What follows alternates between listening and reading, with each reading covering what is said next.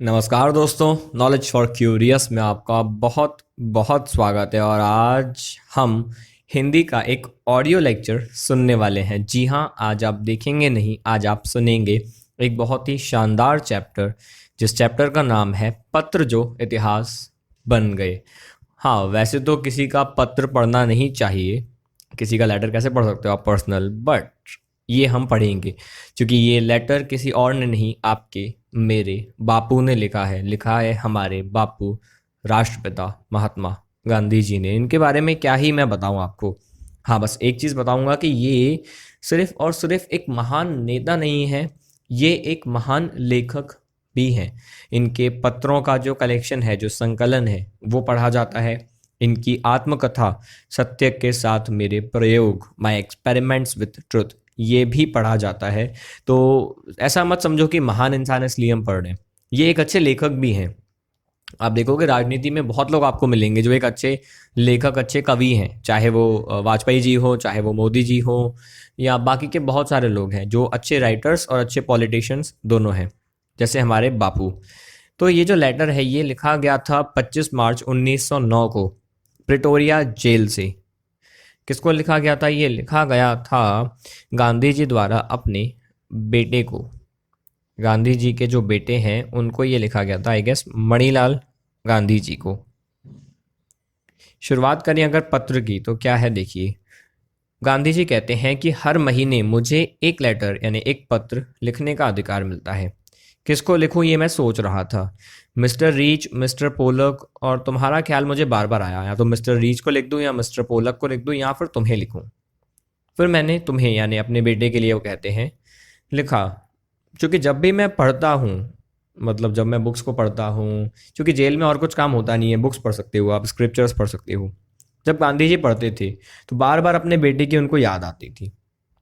उन्होंने निश्चय किया इस बार मैं अपने बेटे को पत्र लिखूंगा।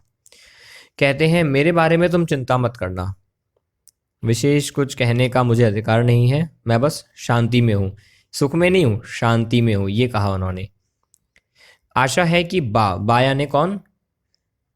जो गांधी जी अपनी वाइफ के लिए कहते हैं बा, ठीक है जी, वो बा कहा जाता था। निष्ठा मूर्ति कस्तूरबा, कस्तूरबा गांधी पर एक चैप्टर है जिसकी वीडियो आई गेस मैं बना चुका हूँ, काका कालेलकर वाली, देखिएगा, मैं बना चुका हूँ। तो बा जो हैं वो स्वस्थ होंगी ऐसी मुझे आशा है। मुझे मालूम है कि कुछ पत्र, तुम्हारे कुछ पत्र मुझ तक आए हैं, यानी इस जेल में आए हैं, पर मुझे दिए नहीं गए।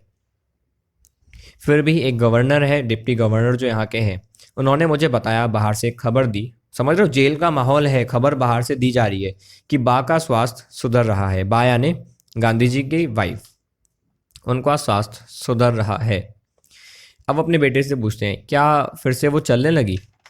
बा और तुम सवेरे दूध के साथ साबूदाने खा रहे हो ना? ये थोड़ा सा फनी भी लगता है और कितना अच्छा है। देखो, मतलब एक महान आदमी भी अपने परिवार के बारे में कितना सोचता है। चैरिटी बिगिंस एट होम, घर से ही तो सद्भाव की शुरुआत होती है। अपने बेटे से पूछ रहे हैं, रोज खाते हो ना दूध साबूदाने? अच्छा, अब मैं तुम्हारे बारे में कुछ कहूँ, तुम पे मैंने जो जिम्मेदारी डाली है, मैं मानता हूँ कि तुम उसके लायक हो, तुम योग्य हो, जिम्मेदारी को पूरा करोगे। मैं ये भी जानता हूँ कि तुम्हारी अपनी शिक्षा के प्रति असंतोष है, तुम खुश नहीं हो उस एजुकेशन से जो तुम्हें मिली है। लेकिन मेरा यकीन मानो, गांधी जी कहने अपने बेटे को, मेरा यकीन मानो कि तुम्हारी जो सच्ची शिक्षा है वो अब हो रही है। तुम्हें अपनी माँ की सेवा का जो अवसर मिला है वो तुम्हारी सच्ची शिक्षा है। तो बेटा मानता है कि फॉर्मल एजुकेशन चाहिए, डिग्री वाली पढ़ाई। ये कहते हैं, नहीं बेटा, तुम माँ की सेवा कर रहे हो, वही पढ़ाई है, डिग्री विग्री सब ठीक है। वो कहते हैं, अच्छा, रामदास और देवदास यानी वो जो दोनों बच्चे हैं उनको तुम संभाल ही रहे होगे। गांधी जी अपने छोटे बच्चों के लिए कह रहे हैं, जो उनके बेटे हैं, 4 हैं, उनमें से रामदास देवदास की बात हो रही है कि रामदास देवदास को तुम संभाल लोगे। वो अपने बेटे से बोल रहे हैं। मैं ये आशा करता हूँ और बताता हूँ तुम्हें, यदि कोई जो काम है, अगर तुम्हें उसे अच्छी तरह से करते हो, आनंद से करते हो, तो तुम्हारी शिक्षा वहीं पूरी हो गई। मतलब ऐसी शिक्षा का फ़ायदा नहीं है। आजकल आप देखोगे लोगों पे डिग्री तो बहुत है बट खुश नहीं है। अगर आप खुश नहीं हो, अपने काम में आपको आनंद नहीं मिल रहा, तो वो बेकार है। और अगर आपके काम में आपको आनंद मिल रहा है, चाहे काम कितना भी छोटा हो, बच्चा संभालने जैसा काम हो, तो भी आपकी शिक्षा पूरी हो गई। कहते हैं, अच्छा, एक और बात याद रखना कि अब हमें हमेशा गरीबी में रहना है। ये गांधी जी का और उनकी पत्नी का, बच्चों का ये कॉन्फ्लिक्ट हमेशा रहा है। गांधी जी गरीबी की तरफ जाना चूज करते हैं, it was his choice. Gandhi ji एक मिनिमलिस्ट हैं, तो वो बच्चे को कह रहे हैं, जितना अधिक मैं सोचता हूँ मुझे ये एहसास होता है कि यार गरीबी में जो सुख है ना वो कहीं नहीं है। नहीं कहते कि आप एक बिस्तर खरीद सकते हो पैसों से, आप सुकून की नींद नहीं खरीद सकते। आप खाना खरीद सकते हो, आप भूख नहीं खरीद सकते। आप मकान खरीद सकते हो, आप घर नहीं बना सकते।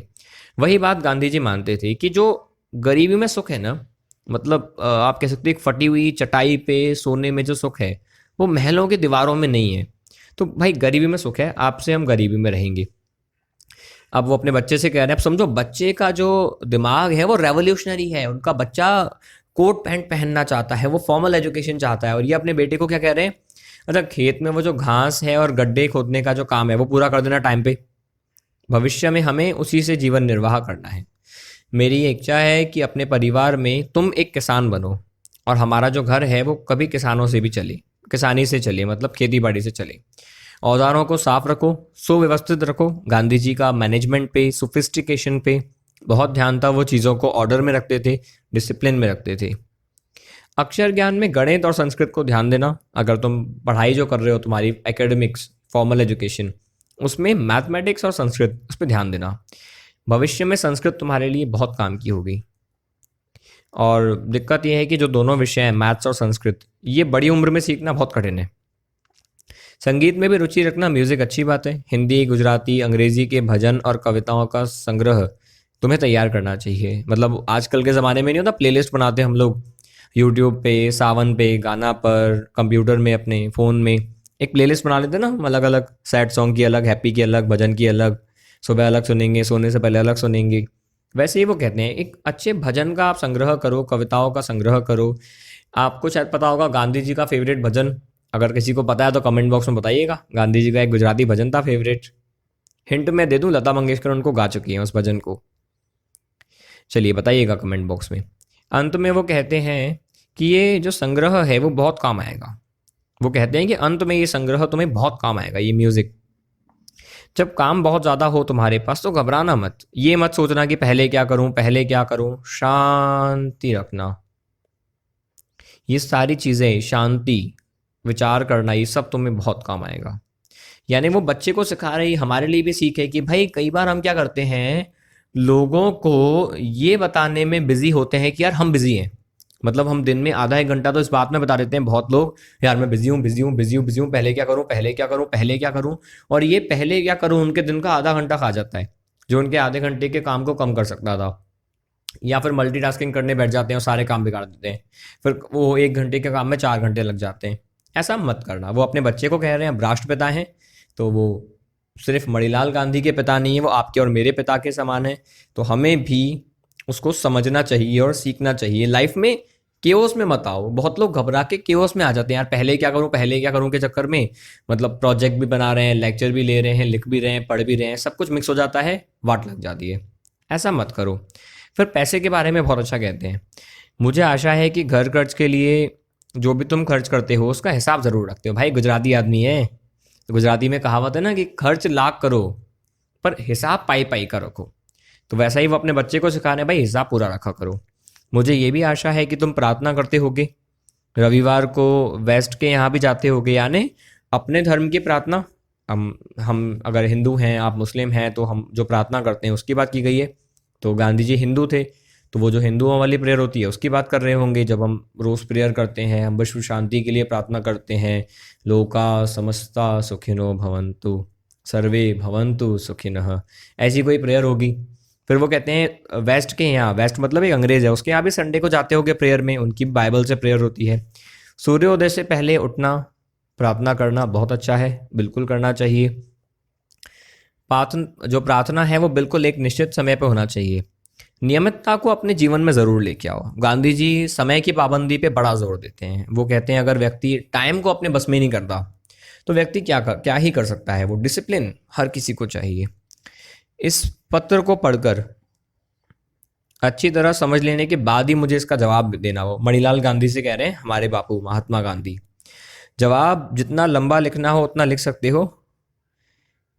अंत में मेरे प्रेम सहित यह पत्र मैं समाप्त करता हूँ। तो ये पत्र लिखा था और अंत में कहते हैं, तुम्हारा पिता मोहनदास, हमारे बापू, आपके बापू ने अपने बेटे को, वो बेटा उस समय नेटाल नाम की जगह, इंडियन ओपिनियन फिनिक्स, ये किसी जगह पे थे, यहाँ भेजा गया था। तो आई होप आपको ये पत्र बहुत अच्छा लगा। किसी का पत्र पढ़ना नहीं चाहिए, पर हमने पढ़ा। अच्छा, बताइएगा ज़रूर गांधी जी का फेवरेट भजन कौन सा था। And finally